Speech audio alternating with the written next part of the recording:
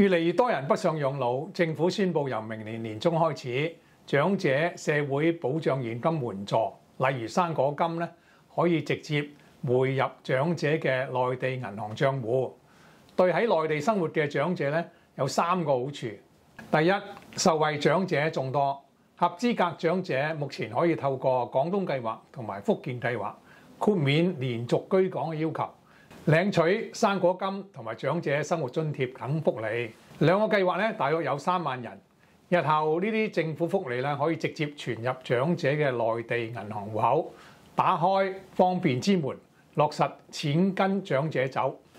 第二，不用手續費，亦都免周居勞動。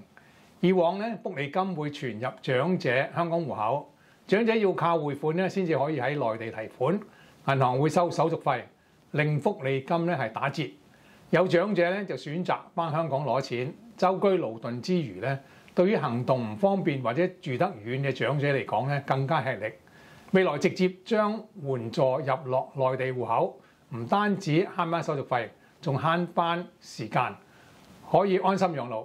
第三，便利跨境養老，一個睇落簡單嘅措施，但為長者咧帶來實在嘅方便，亦都係推動同內地融合嘅示範項目。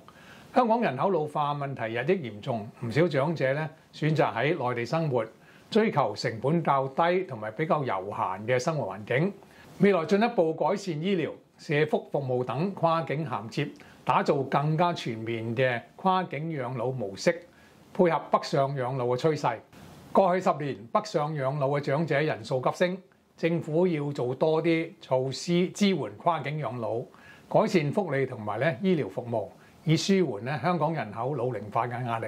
請大家留言、讚好、分享同埋廣傳，多謝大家。